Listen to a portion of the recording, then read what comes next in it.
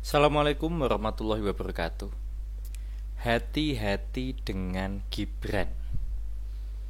Kenapa harus hati-hati? Karena bisa saja dia itu membuat kejutan. Kok bisa seperti itu? Saya barusan membaca berita kalau Gibran nanti akan memberikan kejutan. Dan dia itu sudah siap pokoknya untuk debat cawapres. Nah, siapa yang harus hati-hati? Tentunya Caimin dan Pak Mahfud MD. Sampai sekarang Gibran itu masih dianggap sebagai cawapres yang tidak mampu berkomunikasi dengan baik. Gitu loh. Yang paling diunggulkan siapa? Tentunya Pak Mahfud MD. Pengalamannya jelas, ya kan? Orang berpendidikan, profesor, sudah menjabat di jabatan-jabatan penting berkali-kali. Masalah hukum katam, ya kan? Pengalaman menjadi menteri sudah bisa dicek sendiri, ya kan? Nah, tapi Gibran ini baru 2 tahun menjadi wali kota Solo. Dia lulusan luar negeri.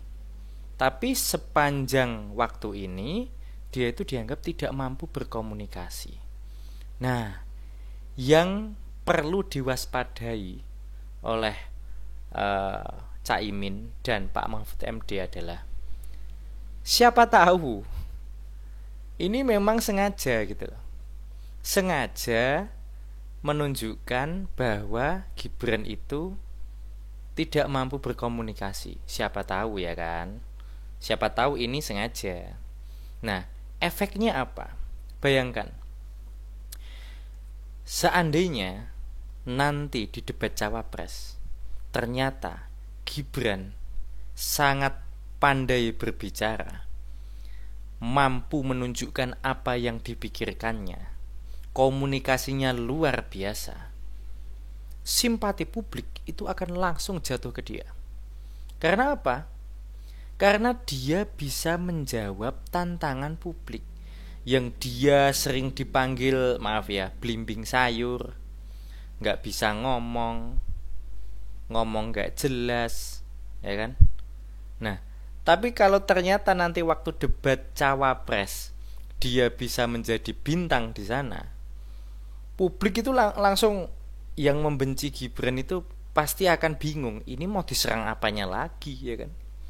Terus orang-orang yang awalnya ragu melihat kelihayan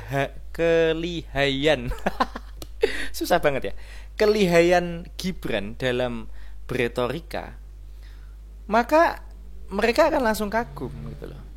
Jadi ini perlu diwaspadai, karena terkadang kita itu suka meremehkan orang.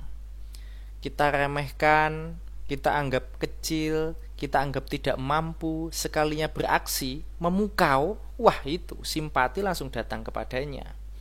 Nah, Caimin ini yang perlu belajar banyak, saya pikir. Memang sudah berpengalaman di bidang-bidang tertentu, menjadi anggota DPR, ya kan, memimpin partai. Tapi sepanjang pemilu ini sampai detik ini, itu saya lihat beliau banyak nyindir, kan gitu. Nah, kalau Pak Mahfud, saya pikir lebih bijaksana.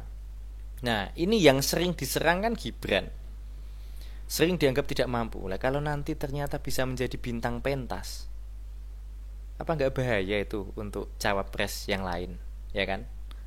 Nah, maka jangan remehkan Gibran dulu. Kita lihat aja dulu nanti. Karena apa? Isi kepala orang itu nggak ada yang tahu. Kalau ternyata nanti keren, gimana coba? Bukankah akan semakin berbahaya untuk dua capres-cawapres yang lain? Kan gitu. Ya. Jadi stop meremehkan Gibran, teman-teman. Bagaimanapun dia lulusan luar negeri loh. Ya kan? Ijazahnya asli, klaimnya. Saya sih nggak pernah lihat ijazahnya. Jadi ya saya nggak tahu itu asli atau enggak, atau pernah sekolah di luar negeri atau enggak. Tapi track recordnya kan memang sekolah di luar negeri gitu loh. Saya sih percaya Pak Jokowi lulusan UGM, saya juga percaya gitu. Jadi saya nggak mau ikut isu-isu yang suka menuduh tidak jelas. Sampai kemarin dibilang Gibran lulusan SMK atau ijazah palsu, saya nggak mau ikut-ikutan isu itu.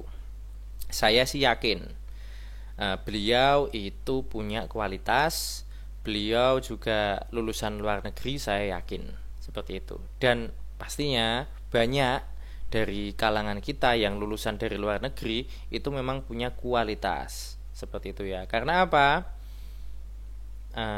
Dia belajar di dalam negeri selama beberapa tahun, melanjutkan ke luar negeri untuk mendapatkan ilmu yang lebih banyak dan mendapatkan pengalaman hidup di luar negeri, sehingga pandangannya itu lebih luas. Bukan berarti yang lulusan dalam negeri itu tidak berkualitas, tidak.